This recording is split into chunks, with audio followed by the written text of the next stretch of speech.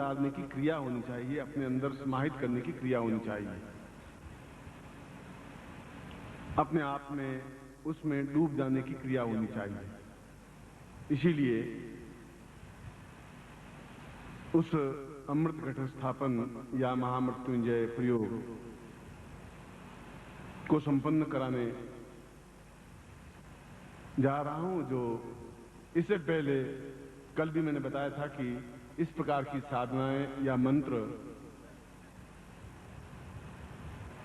व्यक्त नहीं किए जाते। जब शिष्य 10-12 साल गुरु की सेवा करता है और जब गुरु एहसास करता है कि वास्तव में ये योग्य पात्र बन चुका है, तब उसको इस प्रकार का ज्ञान दिया जाता है। यह शास्त्र भी कहता है, और हमारा सारा जीवन शास्त्र मर्यादाओं पे बंधा हुआ है ही, चाहे या नहीं चाहे।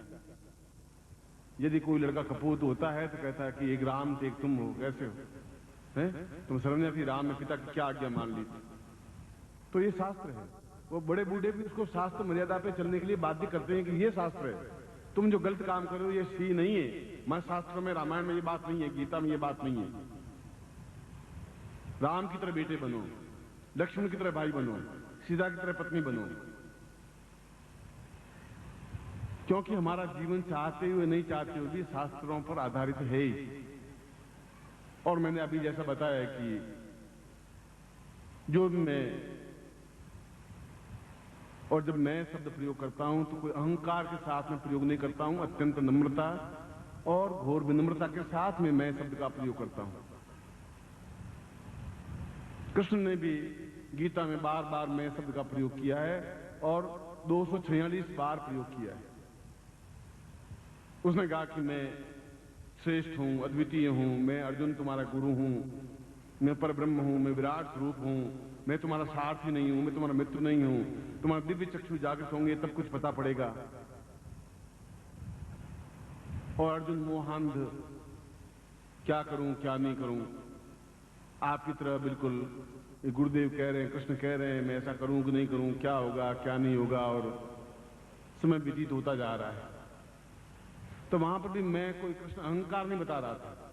कृष्ण कह रहा था कि मैं तुम्हें समझा रहा हूं, तुम गलत रास्ते पर हो। ये सब मरे हुए हैं जो तुम्हें सामने भीष्म, द्रोणाचार्य ये सब खड़े हुए हैं, ये सब दुर्योधन, दुशासन, ये सब मरे हुए मैं पहले ही मार चुका हूं। तुम तो एक निमित्त हो, तुम तो तीर चलाओगे अपने आप ही मर जाएंगे, मैं तो मार ही चुका हूं, क्योंकि मैं तुम्हारे जीवन का सारथी हूं। उसमें कोई अहंकार उनका नहीं था। जो शंकराचार्य कहते हैं अहम ब्रह्मास्मि, मैं ब्रह्म हूं, मैं साक्षात ब्रह्म हूं, तब उसका अहंकार नहीं है। जब मैं शब्द का आपके सामने प्रयोग करता हूं तो मेरा अहंकार नहीं बोल रहा है, मेरा ज्ञान बोल रहा है चीख चीख करके और उल्लास के साथ में कि मैं तुम्हारा हूं और निश्चित रूप से तुम्हारा हूं, ये मेरा जीवन बोल रहा है।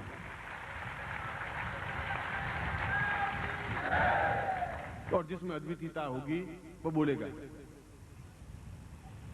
स्वार्थ लिप्सा नहीं बोल सकेगा, भीख मांगने वाला नहीं बोल सकेगा। न तुमसे मुझे भीख चाहिए, न तुम मुझे दे भी क्या सकोगे, क्या है तुम्हारे पास जो मुझे दोगे आप? 5 रुपए, 10 रुपए, 20 रुपए, 100 रुपए का नोट, 200 रुपए, मेरे में हिम्मत है, तुम्हारे भीख के सहारे जिंदा नहीं हूं मैं। और 4 कुर्ते दो, धोती दे दोगे? मैं जो दे रहा हूं उसके मूल्य में तुम्हारी जिंदगी बहुत छोटी है, 100 जिंदगियां भी बहुत छोटी हैं, ये समझ लीजिए जो मैं आपको प्रदान कर रहा हूं। यदि आप इसको समझ सके तो। यदि आप नहीं समझ सके,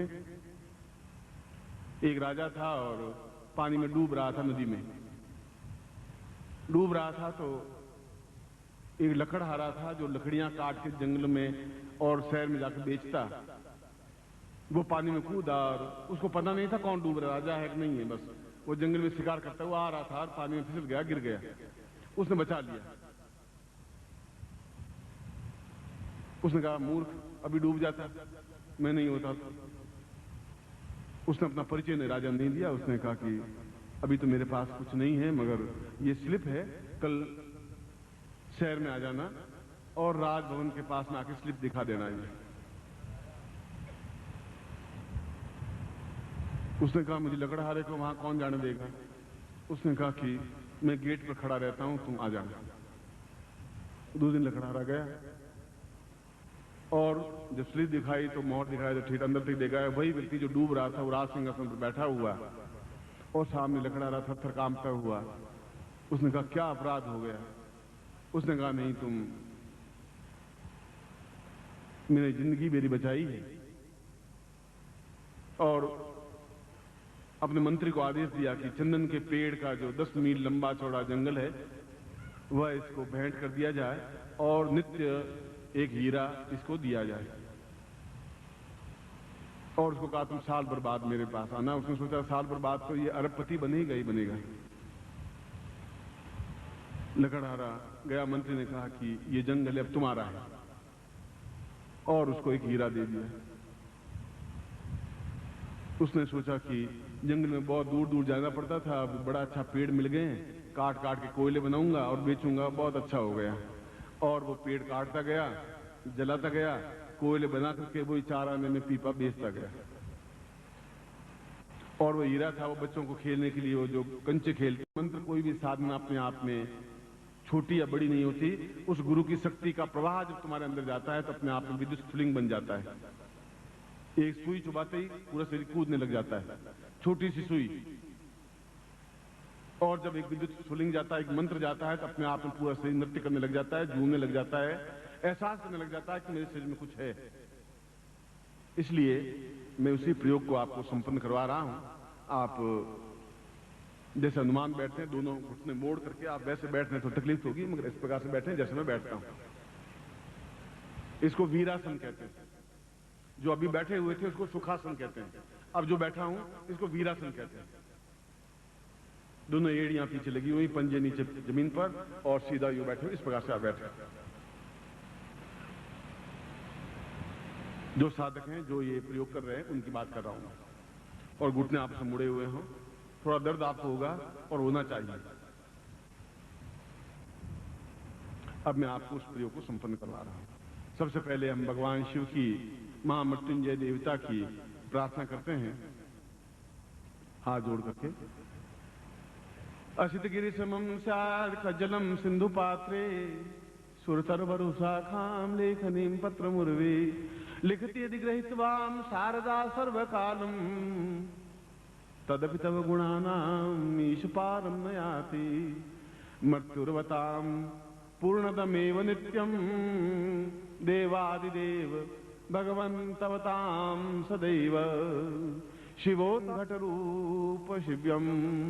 हे भगवान शिव, आप अपने आप में अमृत की धारा है, जहां निरंतर आपके सिर पर से अमृत प्रवाहित होता रहता है। आप शमशान में रहते हुए भी पूर्ण गृहस्थ हैं, गृहस्थ में रहते हुए भी पूर्ण सन्यासी हैं। आप देवताओं में महादेव हैं, आप ऑर्डरदानी हैं, तुरंत प्रसन्न होने वाले हैं। आप काल रूप हैं, जहां पूर्ण रूप से रक्षक बन जाते हैं तो उसको काल भी कुछ बिगाड़ नहीं सकता है। और आप ही और केवल आप ही मेरे हृदय में, मेरे नाभि में अमृत घट स्थापन कर सकते हैं।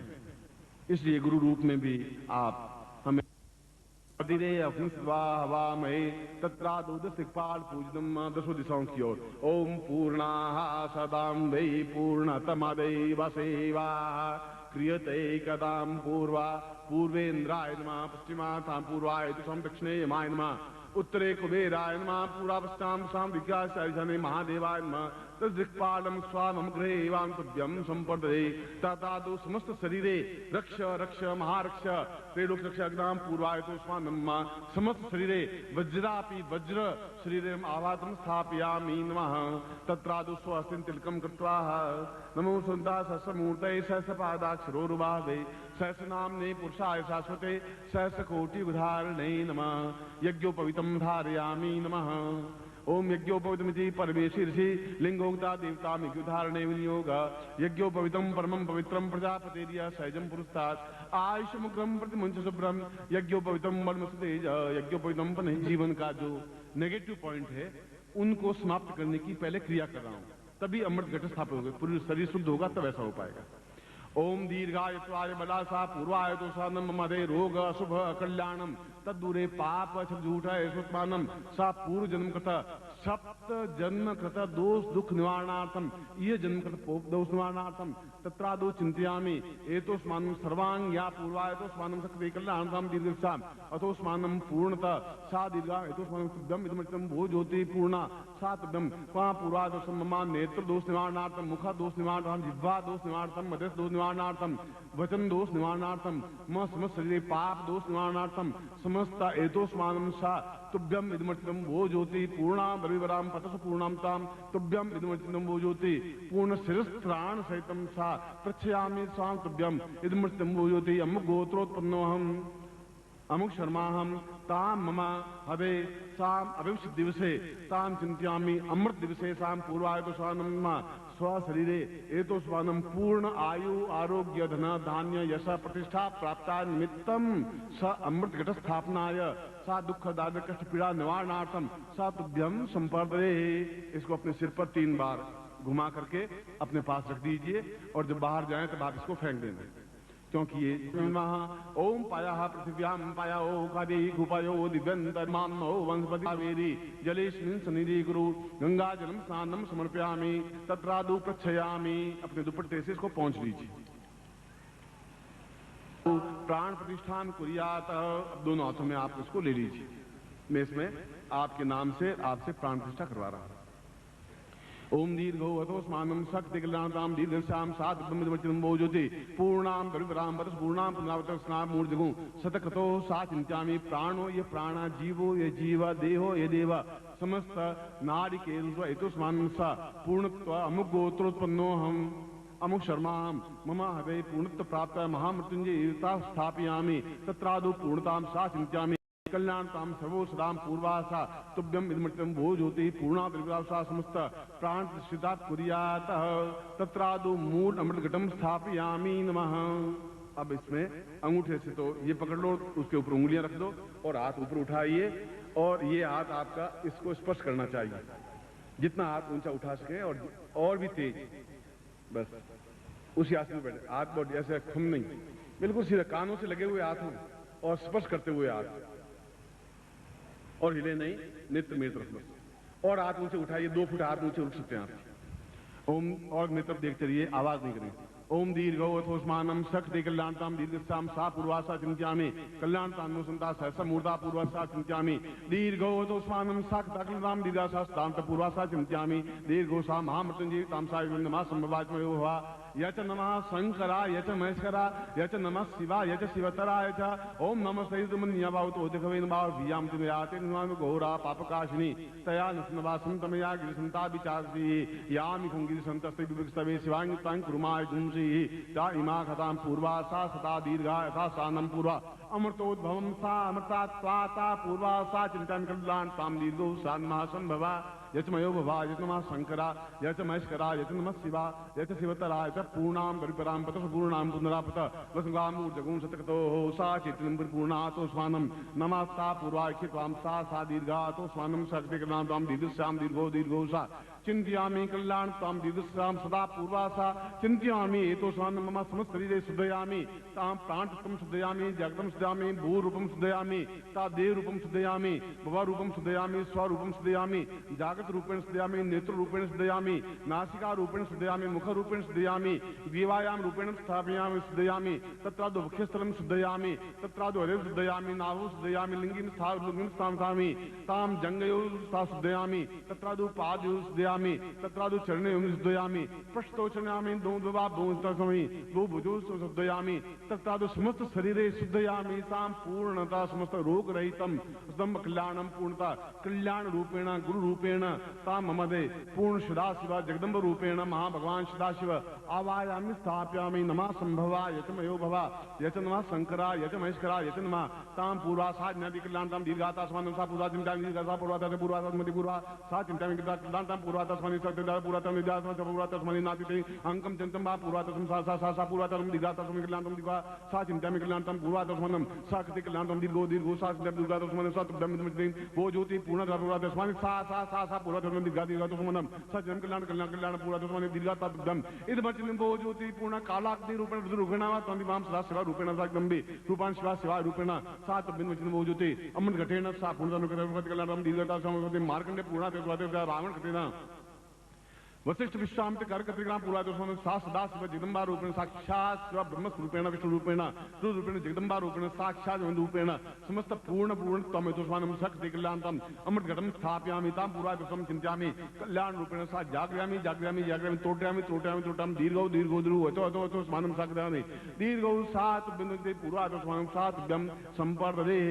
अब ज्यों करते हाथ उठा के नाभि के पास में ये रख दीजिए आप ऐसे जहां नाभि आपकी ये यंत्र नाभि को स्पर्श करता हो और नाभि के नीचे ये माला हो, हाथ ये दोनों रहेंगे, दाहिना हाथ ऊपर रहेगा, राइट हैंड ऊपर रहेगा, बाएं हाथ नीचे रहेगा, ऐसा रहेगा, सीधे बहेंगे और देखेंगे मेरे तरफ ताम अमृत घटे ना पूर्ण माम वहां सदा शिवा एतो मानम सख दे कल्याण ताम सासरा एतो स्वांसा पूर्वा सा चिंता में कल्याण ताम सा दीर्घो तो स्वानम पूरा पूरा तत्म एतो स्वानम सख दे कल्याण ताम नमो संता सहसाक्षो सहस बाहुस्ता अज्ञात स न दृश्य न श्रव्य एतो स मंत्र रूपेण सा चिंत्य रूपेण अग्ना एतो स्वानम भगवान शिलास्य मुखेन प्राप्त ये मंत्रम सा मम शिष्यत्वम देयम सा गुह्याति गुह्य गोप्तित्वम ताम पूर्वा एतोस्मानं गुरु मुखेन भगवान शिदासव आज्ञां परिपालयन्ति मम गुरु सा चिंत्यामि आज्ञां परिपालयन्ति ताम मम शिष्यत्वम पूर्ण अमृतत्वम सा सिंचयामि अमृत घटम स्थापयामि सा कल्याणताम दीर्घशौ अतोस्मानं सा तुभ्यं संपर्ददे। इनको नेत्रों से लगा के अपने सामने रख दीजिए।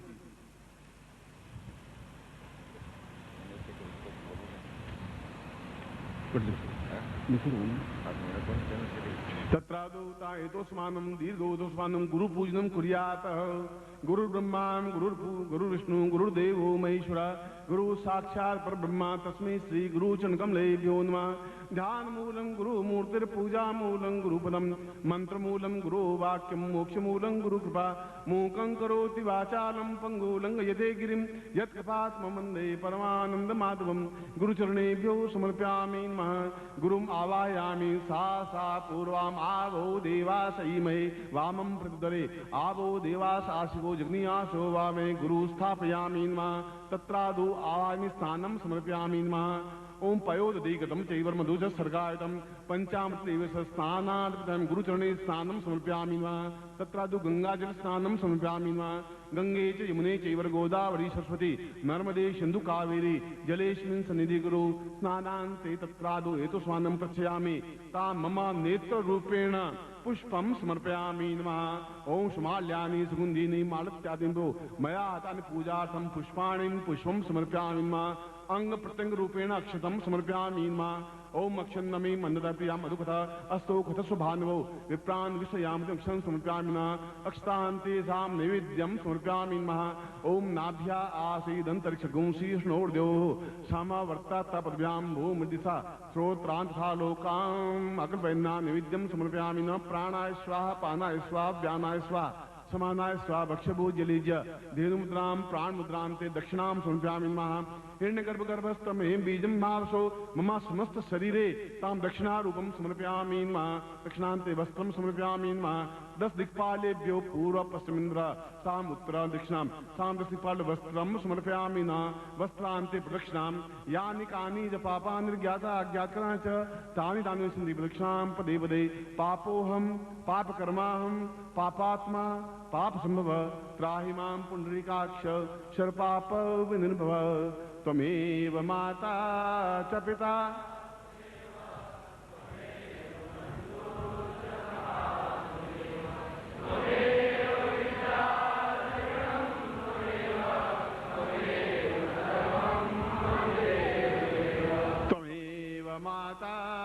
पिता त्वमेव बन्धुश्च सखा त्वमेव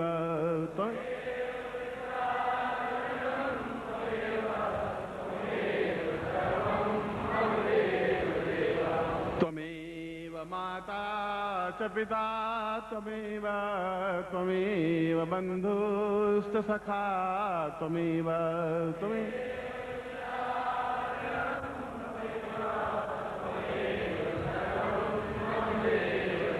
तत्रादु मंत्रम दद्यात्। दोनों हाथ खोल दीजिए। आशीर्वाद के रूप में आपको यह मंत्र दे रहा हूं जो अपने आप में गोपनीय। जो मैंने मंत्र बोला है वह अपने आप में अद्भुत है और कैसेट में और रिकॉर्ड में एक तो संग्रहित है, जो आने वाली पीढ़ियों के लिए आपके लिए एक धरोहर है। आप खोल दीजिए हाथ। मैं आपको आशीर्वाद रूप हाथ में मंत्र दे रहा हूं। ओम ह्रीं शं त्र्यंबकम शिवा शिवाय शं ह्रीं ओम ह्रीं शं त्र्यंबकम शिवा शिवाय शं ह्रीं ओम ह्रीं शं त्र्यंबकम शिवा शिवाय शं ह्रीं ओम। आशीर्वाद रूपेण मंत्रम दद्यात् सा ईश्वरवादम सा तुभ्यं संपर्ददे। इसमें शास्त्र नियमों के अनुकूल ये यंत्र गुटिका तो आपको फेंक देनी है और अपने पूजा स्थान में इस माला और माला के ऊपर ये यंत्र रख देना है। सामने अगरबत्ती और दीपक लगाएं। ये जरूरी है, घी का दीपक लगाएं, अगरबत्ती लगाएं जब तक आप मंत्र जाप करें। और इसमें केवल शिवा शिवाय मंत्रों से सिद्ध माला का ही प्रयोग किया जाता है, अन्य माला का प्रयोग वर्जित है। और नित्य 11 माला मंत्र जाप करना आवश्यक है और 31 दिन तक मंत्र जाप करना, 31 डेज 31 दिन मंत्र जाप करना आवश्यक है। यह या तो सूर्योदय से पहले या सूर्यास्त के बाद में ही यह प्रयोग संपन्न किया जाता है। इसमें आप उत्तर की ओर या पूर्व की ओर मुंह करके बैठे। 5 नियम हो गए। आसन कोई भी हो मगर धोती पहनी हुई हो और ये दुपट्टा आवश्यक है क्योंकि ये कवच है, रक्षा कवच है, किसी प्रकार की बाधा अड़चन नहीं आए। एक बात। दूसरी बात, सामने अगरबत्ती और दीपक लगा हुआ हो, माला हो और माला के ऊपर वह यंत्र हो। दूसरी बात। तीसरी बात, आप स्वयं जिस आसन पर मैंने बिठाया था उस आसन पर बैठे या फिर अब आप सीधे बैठ जाएं, जिस सुखासन था उस प्रकार से बैठ जाएं या सुखासन में बैठ जाएं जैसा अभी आसन। फिर आप शिवा शिवाय माला से आपको 11 माला मंत्र जाप नित्य करना है और 31 दिन तक करना है। और उसके बाद में उस माला को और उस यंत्र को नदी में प्रवाहित कर लेना है, जिससे कि वरुण देवता भगवान महामृत्युंजय के पास में आपके मंत्र को या आपने जो साधना की वह पहुंचाए और वह आपके हृदय में स्थापित हो, वह एक सर्कल बने। इसलिए यह प्रयोग पुरुष या स्त्री कोई भी कर सकता है, मगर मंत्र जब से पहले और अंत में आपके सामने गुरु चित्र हो, उसकी पूजा हो, गुरु पूजन पुस्तक है उसके हिसाब से पूजन हो जाए या गुरुवै नमः इस ढंग से पूजा हो जाए, मगर 4 माला मंत्र जाप करना आवश्यक है क्योंकि इतनी श्रेष्ठ साधना और मंत्र जो आपको प्रदान किया गया है, मेरी बिना आज्ञा के आप आगे किसी को न ये मंत्र दें न ये साधना आप दें, यह मेरी एक आज्ञा है। क्योंकि शास्त्र मर्यादा यह है कि यह अत्यंत गोपनीय है। कई चीजें गोपनीय हैं। क्यों है? इसके पीछे कई रहस्य हैं। क्योंकि शाम को जब ये प्रयोग हमारे समाप्त हो जाए, जब मैं चला जाऊं, तब इस मंत्र को सुबह जल्दी उठ करके, यानी ये सूर्योदय से पहले हो सकता है या सूर्यास्त के बाद हो सकता है, मगर दुपट्टा पहना हुआ आवश्यक है, धोती पहनी हुई आवश्यक है। करें तो पूर्ण विधि विधान के साथ करें। आप स्वयं देखेंगे कि आपका यौवन परिवर्तित हो लौट रहा है, आपके उमंग जोश जवानी साहस रोग सहित समाप्त हो रहे हैं और जीवन का एक अद्वितीय पृष्ठ खुल रहा है। यह गुरुदेव की तरफ से आप एहसास करेंगे कि एक वरदान है जो आपको प्राप्त हुआ है। मैं आपको पूर्ण आशीर्वाद के साथ में अपनी आशीर्वाद दे रहा हूं। अब आप यहीं पर बैठे रहेंगे। छोटे गुरुदेव आपके सामने प्रवचन कहेंगे, अपनी बात कहेंगे, अपने स्थान से उठेंगे नहीं, उठेंगे तो अड़बड़ाहट हो जाएगी।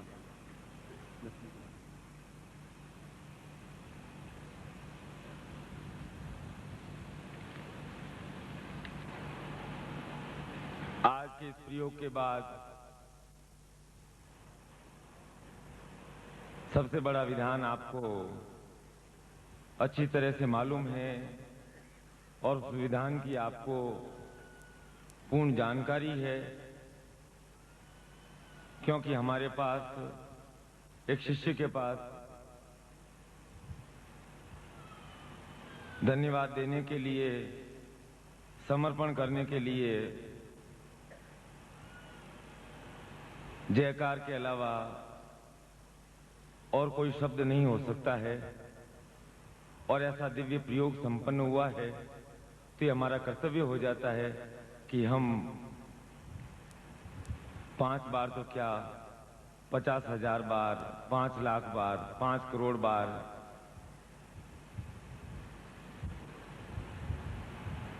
गुरुदेव की जय तो अवश्य ही बोले।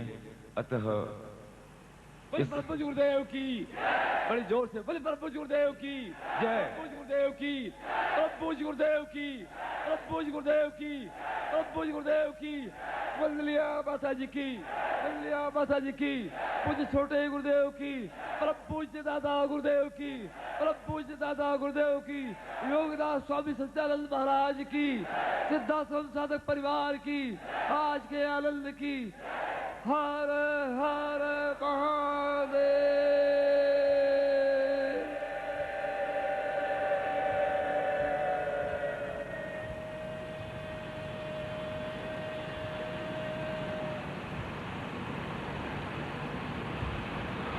शारदा तिलक ग्रंथ में एक अत्यंत ही अद्भुत विवरण आया है। उस ग्रंथ में शिव और पार्वती संवाद है और माता पार्वती भगवान शिव से पूछती है कि जैसे जैसे युग बदल रहा है, मान्यताएं बदल रही हैं, प्रभु किस युग में किस प्रकार की मान्यता प्रधान रही है और क्या होगा। भगवान शिव ने कहा कि सतयुग में सत्य की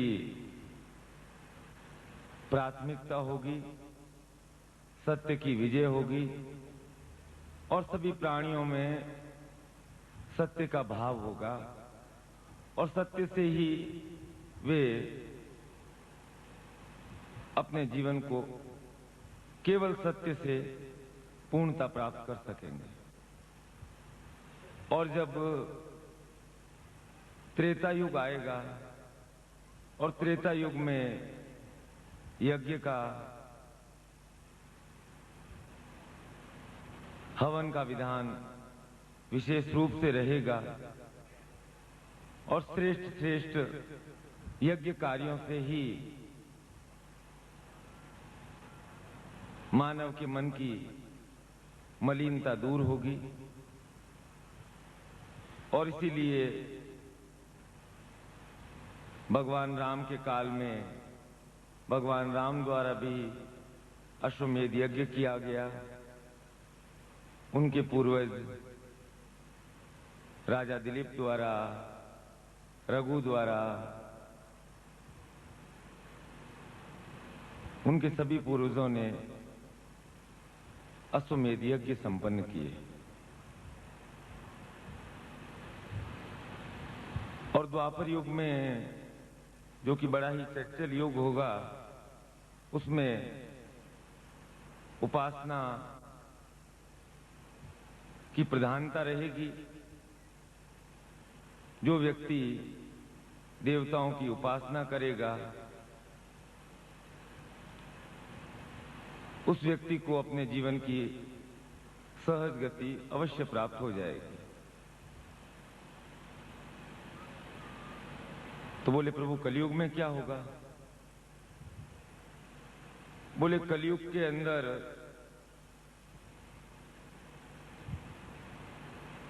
बहुत अंधकार की स्थिति आएगी। कलयुग में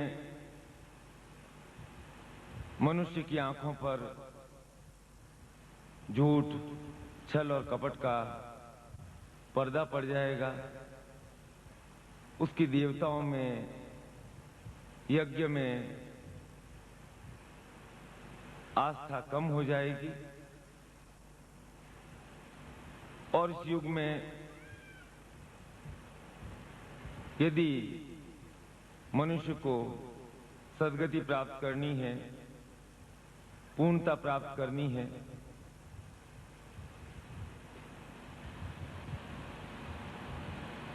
तो गुरु की महानता होगी।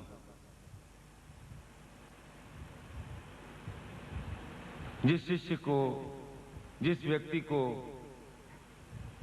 श्रेष्ठ सद्गुरुदेव मिल जाएंगे, वे उसे बताएंगे कि तुम्हारे जीवन में क्या लक्ष्य है, क्यों तुम्हारे जीवन में ये पीड़ाएं हैं, क्या तुम्हारे पूर्व जन्म में दोष हुए हैं, क्यों तुम्हारे जीवन में इस प्रकार की वर्तमान में स्थिति बन रही है। और जितना अधिक वह व्यक्ति गुरु के संपर्क में रहेगा, गुरुओं से मार्गदर्शन प्राप्त करेगा, तो उसे देवताओं के दर्शन उपलब्ध हो सकेंगे, उसके जीवन में शुद्ध सुचिता आ सकेगी और उसका जीवन अत्यंत निर्मल हो सकेगा।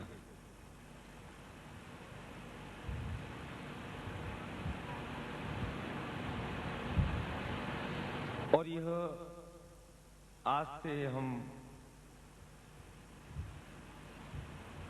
करीब 1200 वर्षों से इस भारतवर्ष में ये देखते आ रहे हैं कि ऐसा लगता है कि इस देश का वैभव हर्षवर्धन के पश्चात,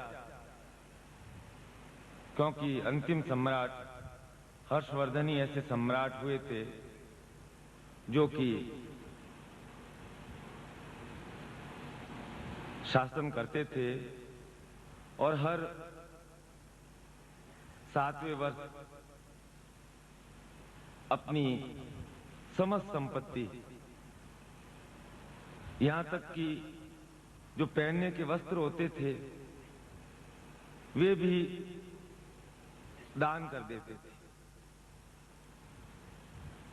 उनकी बहन उनके लिए वस्त्र लेकर आती थी और वे पुनः उन दूसरे वस्त्रों को पहनकर राजकार्य करते थे। उस जमाने में जो ग्रंथों में विवरण है, फाइयान और इत्यादि आए, आपके पूर्वजों के पास क्यों थी? वे भिक्षावृत्ति तो करते नहीं थे।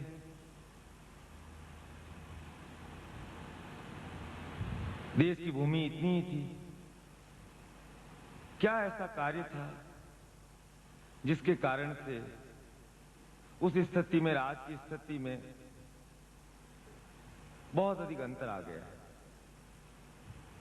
क्यों आज व्यक्ति धन के अभाव में, स्पष्ट कहा जाए तो, दरिद्री बन गया है?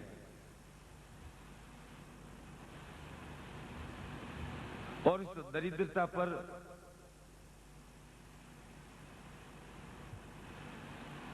मुझे बहुत रोना आता है जब मैं बिहार के सुदूर पूर्व के इलाकों में जाता हूं, बंगाल के एकदम ग्रामीण क्षेत्र में जाता हूं,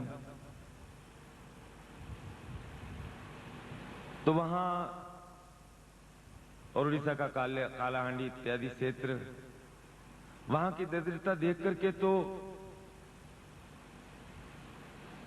जो अच्छे वस्त्र पहने होते हैं उन वस्त्रों को पहनने की इच्छा ही नहीं होती है। और जब शहरों में आता हूं, नौकरी पेशा लोगों से मिलता हूं, तो वे भी अपनी कष्ट का रोना रोते ही रहते हैं। ऐसा नहीं है कि हमारे पूर्वजों के जीवन में लालसा नहीं थी, इच्छा नहीं थी और वे इच्छाओं की पूर्ति नहीं करते थे, या वे बिल्कुल बिना वस्त्र ही रहते थे। उनके पास सुख, सौभाग्य, धन धान्य सब कुछ था।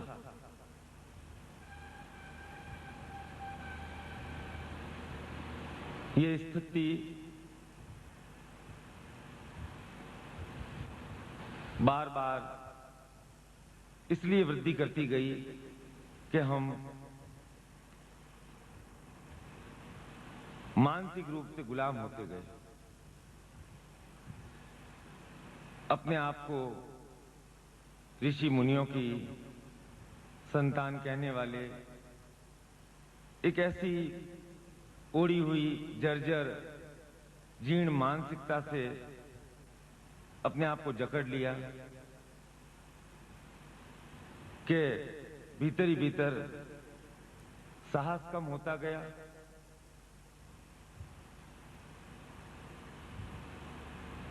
और गुरुओं के प्रति श्रद्धा कम होती गई। श्रेष्ठ साधनाओं में कमी होती गई और कथाओं का अंबार लगता रहा। कथावाचक बढ़ते रहे और कथा सुन सुन करके व्यक्ति प्रसन्न होता रहा।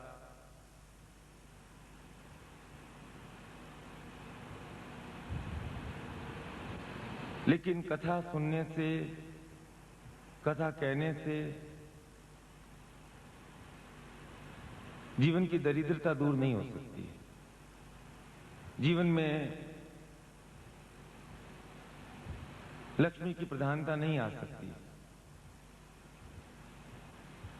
और आपके पास मूल रूप से तीन ही शक्तियां हैं। एक आपके पास मन की शक्ति है, एक आपके पास वचन की शक्ति है और एक आपके पास कर्म की शक्ति है, जिसे कि मनसा वाचा कर्मणा कहा गया है। ये तीन शक्तियां जब पूर्ण रूप से संयोजित हो जाती है, आपको इनका संयोजन आ जाता है कि हमें हमारे मन की शक्ति को किस प्रकार से प्रयोग में लाना है, किस प्रकार से हमारे वचन की शक्ति का प्रभाव होना चाहिए और किस प्रकार से हम जो कर्म करें वह कर्म शक्ति तीव्रतम रूप से उदित हो। ये तीनों शक्तियां मिलकर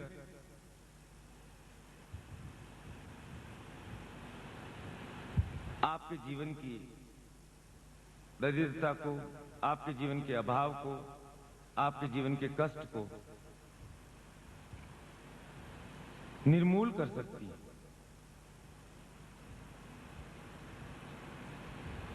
लेकिन अब प्रश्न ये उठता है कि हमें केवल लक्ष्मी जी की आरती ही आती है। आरती के आगे क्या विधान है और आरती के पहले क्या विधान है, वह विधान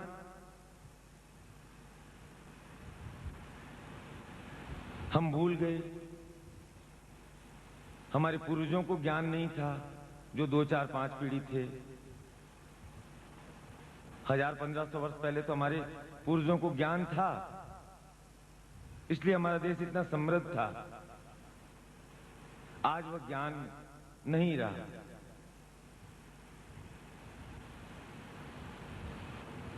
तो हम केवल एक हाथ उठा उठा करके भिखारीवत भीख मांगते रहे, प्रार्थना करते रहे, हे लक्ष्मी कृपा कर दो, हे लक्ष्मी मैया कृपा कर दो, हे देवता कृपा कर दो।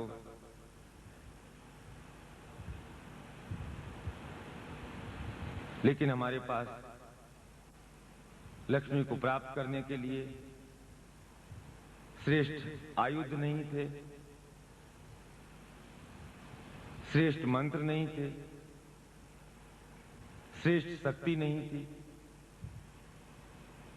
और इस कारण हम,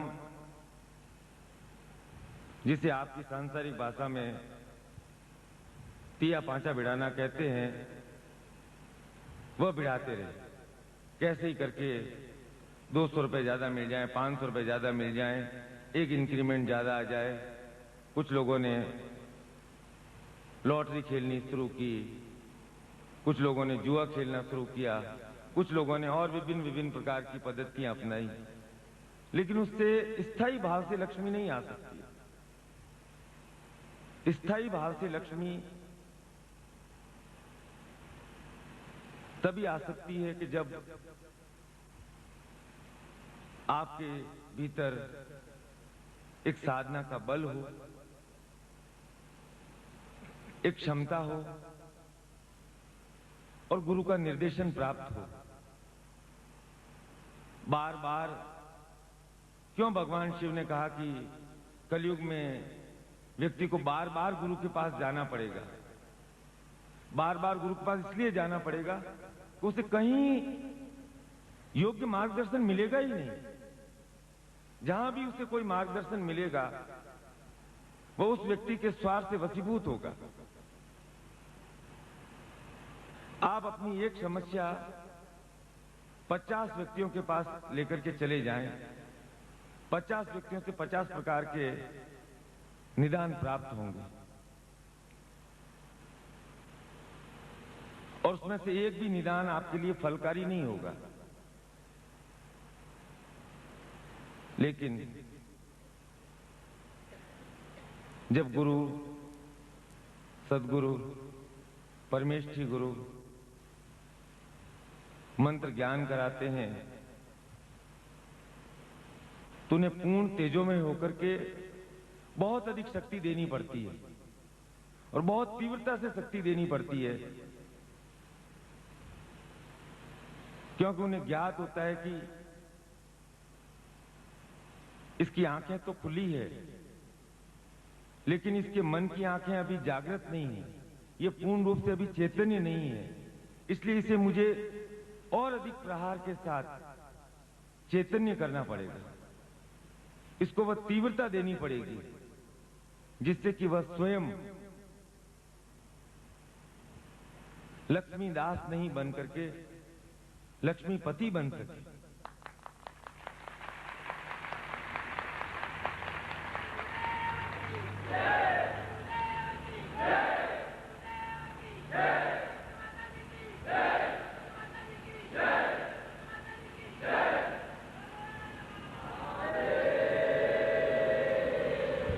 जीवन के 3 ही मूल पक्ष हैं, दैहिक, भौतिक और आध्यात्मिक।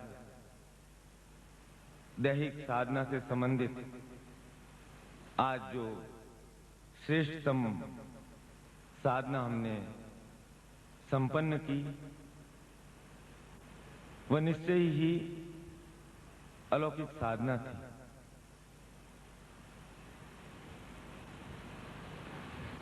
आप स्वयं 31 दिन तक इस मंत्र का जप करने के साथ साथ प्रतिदिन अपनी नाभि पर अपने दाहिने हाथ का अंगूठा रखकर भी अनुभव करें। धीरे धीरे आपको अनुभव होने लगेगा कि यहां कुछ एक विशेष स्पंदन हो रहा है, यहां से एक विशेष प्राण ऊर्जा मिल रही है। कभी किसी प्रकार का थोड़ा बहुत भी ज्वर इत्यादि आ जाए तो इस मंत्र का जप कर, एक तो परिवार के भरण पोषण के लिए जो कि आपका प्रधान कर्तव्य है, और दूसरे धन का श्रेष्ठतम सदुपयोग आपके द्वारा दान के माध्यम से होगा।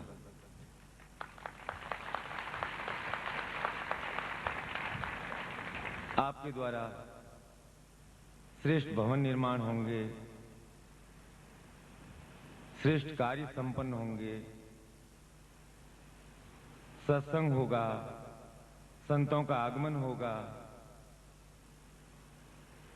आप अपने इष्ट मित्रों सहित कुछ करने में योग्य हो सकेंगे। आपके द्वार से कोई भूखा नहीं जा सकेगा। गृह लक्ष्मी आपके घर में विराजमान होगी और लक्ष्मी के जो भी 108 स्वरूप हैं और जिन्हें कि आज की भाषा में आप चाहे वाहन के रूप में ले लें, भवन के रूप में ले लें, वस्त्र के रूप में ले लें, स्वर्ण के रूप में ले लें, जिस रूप में भी ले लें, वह लक्ष्मी आपके घर में आपके पूरे परिवार के साथ सुसज्जित हो सकती है। और ऐसा आपके जीवन में होना ही चाहिए। और आपके जीवन में क्यों नहीं हो?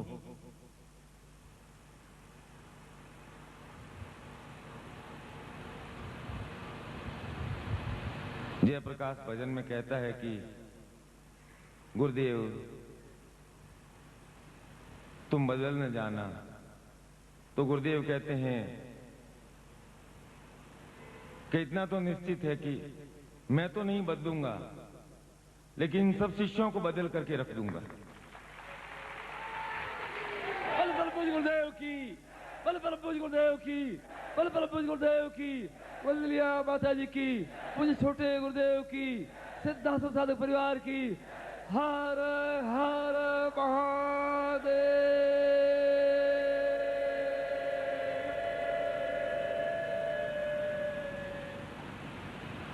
जीवन में आरोग्य हो, निधि हो, सत्कार्य हो, और ये सारे कार्य आपके प्रयत्नों से पूर्ण नहीं हो रहे।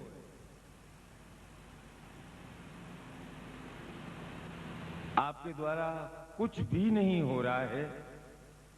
नौकरी पेशा लोग हैं तो सरकार की मेहरबानी से साल डेढ़ साल में एक आध इंक्रीमेंट जरूर मिल जाता है, और अधिक महंगाई बढ़ जाती है तो थोड़ा सा महंगाई भत्ता बढ़ जाता है। व्यापारी लोग हैं तो वे भी परेशान हैं।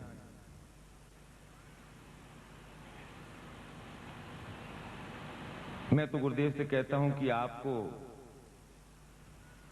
जग की चिंता है, वह चिंता आपकी चिंता रहे, लेकिन पहले तो आपकी चिंता इन शिष्यों के प्रति है।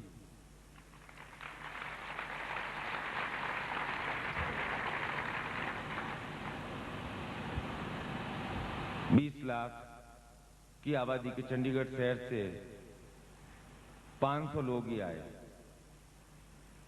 जितने भी शिष्य आए, जितने भी शिष्य कल आएंगे, उन सब के प्रति तो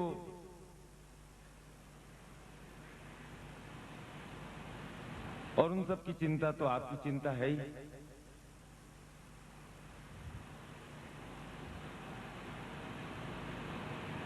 और जैसा दिव्य कार्य मेरे अनुरोध पर आज संपन्न हुआ,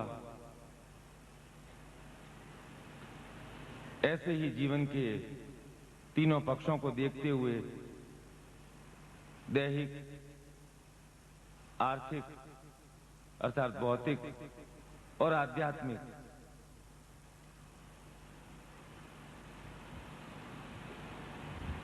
आध्यात्म का तात्पर्य है कि आपके जीवन के दिव्य चक्षु जागृत हो उठे और आप स्वयं अपना भूतकाल, अपना पूर्व जन्म, अपना आने वाला जन्म देख सकें, समझ सकें और आपके जीवन में जिस प्रकार से एक प्रेक्षागृह में बैठा हुआ दर्शक होता है कि जीवन चलचित्र की भांति चल रहा है, वैसा एक निर्बोध अध्यात्म भाव जागृत हो सके।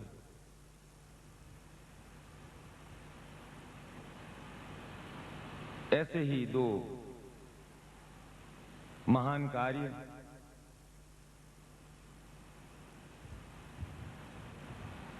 कुबेर कृत महालक्ष्मी साधना और जीवन के आध्यात्मिक धरातल में पूर्ण रूप से खड़े होने के लिए दिव्य चक्षु साधना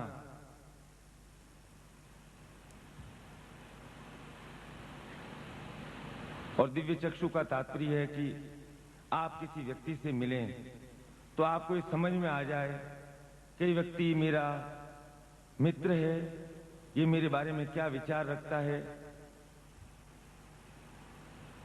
किस प्रकार का है, किस प्रकार से मुझे ये जीवन बिताना चाहिए, किस प्रकार से मैं इन चक्षुओं से तो देव दर्शन नहीं कर सकता, लेकिन उन दिव्य चक्षुओं से देव दर्शन कर सकूं, वे चक्षु जागृत हो जाएं। और यदि वे दिव्य चक्षु आपके जागृत हो गए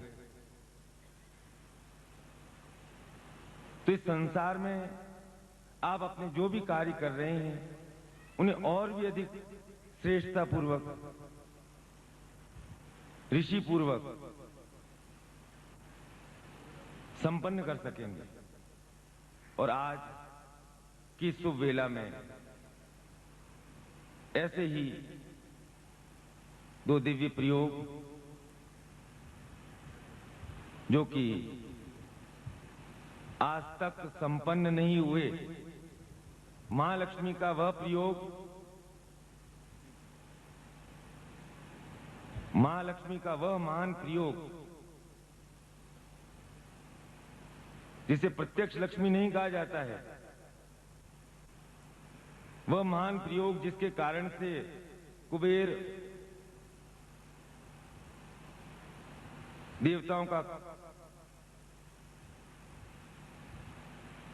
कोषाध्यक्ष बन सका, वह महान प्रयोग, उस महान प्रयोग में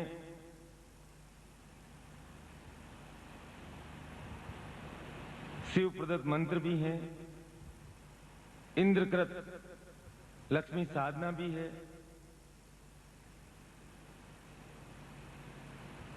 और कुबेर कृत स्थायित्व प्रयोग भी है। आई और लक्ष्मी चली गई, वह आपके लिए पूर्णता नहीं दे सकती। लक्ष्मी का स्थायित्व होना चाहिए। जैसा कि मैंने पूर्व में कहा, क्यों स्थायित्व होना चाहिए? कि हमारे द्वारा जीवन में श्रेष्ठ कार्य हो,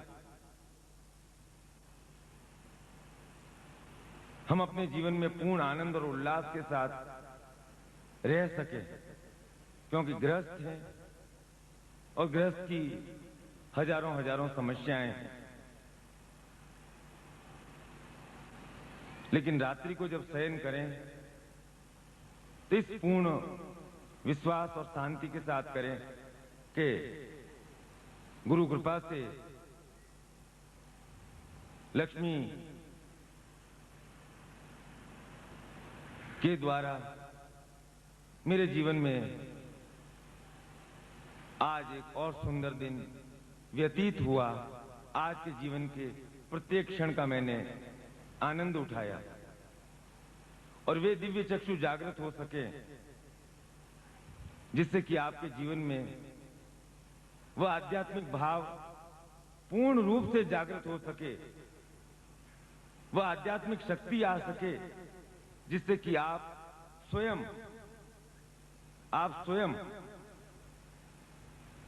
देव दर्शन कर सकें।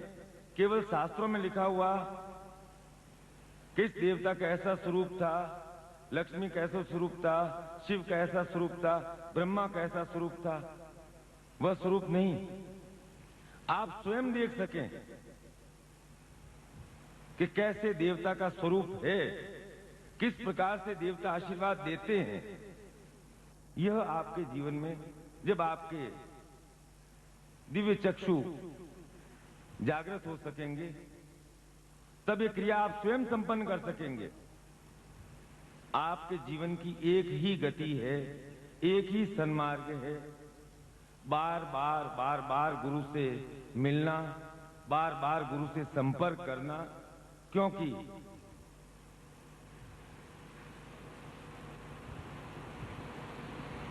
न तातो न भ्राता न वृत्या, केवल गुरुदेव, तुम ही गुरुदेव की शरण में, और वही आपको मार्ग पूर्णता की ओर, जिससे कि जीवन में किसी प्रकार की कोई तृष्णा बाकी नहीं रहे। आपकी श्रेष्ठ आगे योनि हो सके, आप परम धाम को प्राप्त कर सके, ऐसी ही साधनाएं आपके द्वारा संपन्न होनी चाहिए। और जैसा कि मैंने परसों रात्रि को कहा था, किस गुरु पूर्णिमा पर पूज्य गुरुदेव द्वारा विशेष उपहारों का न्योछावर किया जाएगा। इंद्र चाहे रोज बरसे या नहीं बरसे, लेकिन इस गुरु पूर्णिमा पर गुरु कृपा का प्रसाद, गुरु मंत्रों का प्रसाद, उन साक्षात देवताओं का प्रसाद इस पंडाल पर, इस पंडाल में बैठे गुरु शिष्यों पर पूर्ण रूप से वर्षा होगी और उनके जीवन का सिंचन होगा। ऐसा ही मैं चाहता हूं। बल बल पूज्य गुरुदेव की, बल बल पूज्य गुरुदेव की, पूज्य छोटे गुरुदेव की, वंदलिया माता जी की, सिद्धार्थ साधक परिवार की। हर हर महादेव।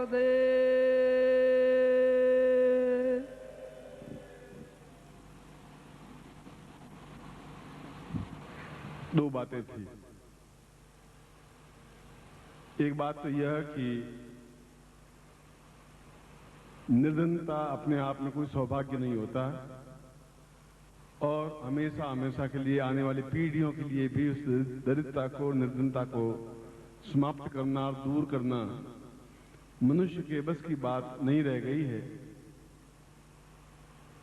अगर मनुष्य के बस की बात होती तो वह वैभवशाली होता।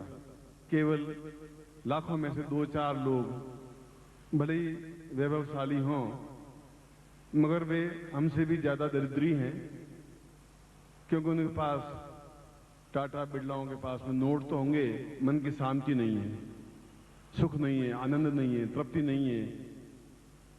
रोटी खाते हैं वह पचती नहीं है, रात को भरपूर नींद नहीं ले पाते, वे कागज के टुकड़े भी कोई काम के नहीं है। लक्ष्मी का तात्पर्य तो है कि समृद्धि आए और पूर्ण आरोग्यता के साथ, मस्ती के साथ जीवन की सारी इच्छाओं को पूर्ण करती हुई आए, और हम अपने हाथों से दान करें, लंगर लगाएं, और हमारे घर में धन की वर्षा होती रहे। और यह सब कुछ झूठ, छल, कपट के माध्यम से संभव नहीं है। यह तो दैविक कृपा या उन मंत्रों के माध्यम से संभव है जो मंत्र हमारे ऋषियों ने हमारे लिए प्रणीत किए। नंदकिशोर ने ही बताया कि इस प्रकार की साधना इस गुरु पूर्णिमा पर दी जाए। जहां तक मैं समझता हूं उसके कहने का भाव यह था। मगर इतनी कुबेरकृत या इंद्रकृत महालक्ष्मी के इतने तीव्र प्रवाह को आप झेल पाएं, यह भी अपने आप में मेरे लिए आश्चर्य होगा। मैं तो इस प्रयोग को संपन्न करवा दूंगा, मगर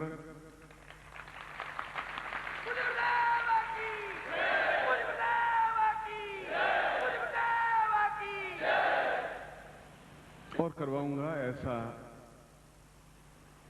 कि आप अगले 4-6 महीनों में भी देखें कि वास्तव में जहां से उम्मीद नहीं थी वहां से भी धन के आगमन शुरू हो गए हैं और स्मृतता की और तेजी के साथ बढ़ रहे हैं, ऐसा आप खुद एहसास कर पाएंगे।